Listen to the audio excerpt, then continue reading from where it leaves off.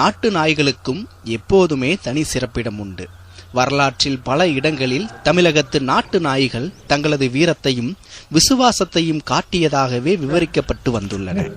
வெளிநாட்டு நாய் வகைகளை விட வீரம் நிறைந்தவை தமிழகத்து நாட்டு நாய் இனங்கள். தமிழகத்தின் நாட்டு நாய்களை தென் தமிழகத்தில் குறிப்பிட்ட சில பகுதிகளில் மட்டுமே அரிதாக வளர்த்து வரப்படும். இங்குள்ள கம்பளத்து நாயக்கர் சமூகத்தவர்களின் வாழ்வியலோடு ஒன்றியதுதான் அவர்கள் வேட்டைக்காகவே பயன்படுத்தப்படும் சிப்பிப்பாறை எனப்படும் வகையைச் சார்ந்த நாட்டு நாய்கள். இவர்கள் இவ்வகை நாய்களை தங்கள் வீட்டில் ஒருவராகவே கருதி வளர்த்து வருகின்றனர். வீட்டிற்கு 2 நாய்கள் என அனைவரது வீடுகளிலுமே இந்த நாட்டு நாய்கள் இருப்பதை நம்மால் காண முடிகிறது.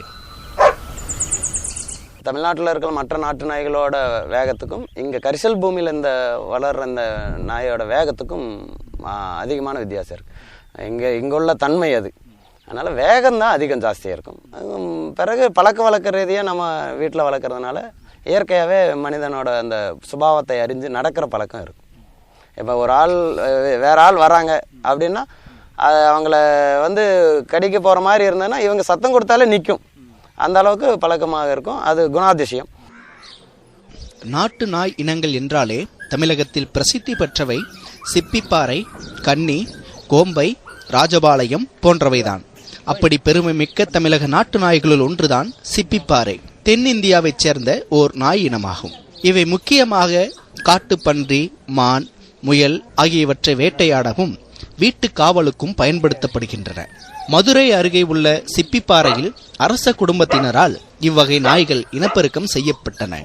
இந்த நாய் இனங்கள் திருநெல்வேலி மற்றும் மதுரையை ஆண்ட மன்னர்களால் மதிப்பு மிக்க மற்றும் கண்ணியமான இனமாக வளர்க்கப்பட்டு வந்துள்ளன. நம் முன்னோர்கள் வேட்டையாட பயன்படுத்தும் இனமான இந்த சிப்பிப்பாறை நாய்கள் வீட்டுக்கும் சிறந்த காவலனாகவே இருக்கின்றன. முயல்களில் அதிவேகம் கொண்டதாக சொல்லப்படும் கேர் முயலை விட வேகமாக ஓடக்கூடியவை.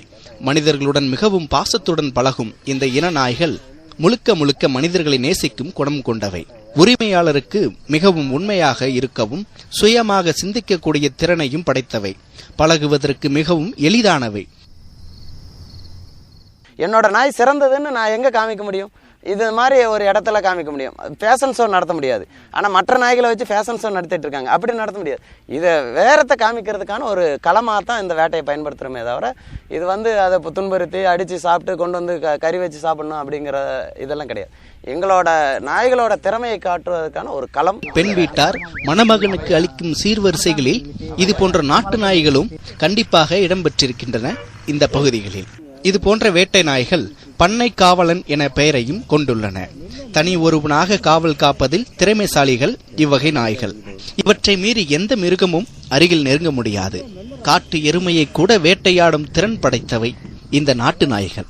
இந்த வகை நாட்டு நாய்கள் அனைத்துக்குமே பிரத்யேக உணவு வகைகள் தேவையில்லை. இவை மனிதர்களாகிய நாம் சாப்பிடும் உணவுகளையே உண்பவை. இவைகளை எளிதில் நோய் அணுகாது. முடி உதிரும் தன்மையும் இல்லாதவை. நாட்டு நாய்களுக்கென தனி உணவை நாம் விலை கொடுத்து வாங்க வேண்டிய அவசியமும் இல்லை. இவ்வளவு தனித்தன்மை, திறமை, விசுவாசம் கொண்ட இந்த நாட்டு நாய் இனங்கள் தற்போது அழிவை நோக்கி சென்று கொண்டிருக்கின்றன சில காரணங்களால். பாருங்க, இந்த நாட்டில் விளையிற ஒவ்வொரு விதை நெல்லுல இருந்து எல்லாத்தையுமே அழிச்சாச்சு. எல்லாம் வைப்ரேட்டிங், எல்லாமே கலப்பாயிருச்சு. அதே ரீதியில் அவங்க வளர்க்கணும் அப்படின்னு நினைக்கிறாங்க. இதில் நான் என்ன சொல்லணும்னா, நேரடியாக அரசாங்கம் இதில் கூடுதல் கவனம் கொடுக்கணும். அதோடு சேர்ந்து நம்ம என்னென்னா அறிவுஜீவிகள் அப்படின்னு சொல்லிட்டு இருக்கிறவங்க மற்ற நாய்கள், அதாவது வெளிநாட்டு நாய்களோட மோகத்தை தான் வளர்த்துட்டு இருக்கிறாங்களே தவிர இதோட குணாதிசயத்தையும் இதோட தன்மையும் அறிஞ்சிக்கிறல. அதனால தான் அவங்க என்ன செய்கிறாங்கன்னு தடை வைக்கிறாங்க. இது ஒட்டுமொத்த இந்த நாட்டுக்கே ஒரு பின்னடைவுன்னு தான் நான் சொல்லணும். இவ்வகையான தமிழகத்தின் பாரம்பரிய நாட்டு நாய்களின் இனத்தை அழியாமல் தமிழக அரசின் கால்நடைத்துறை பாதுகாக்க வேண்டும் என்பது சமூக ஆர்வலர்கள் மற்றும் பொதுமக்களின் பெரும் எதிர்பார்ப்பாக உள்ளது.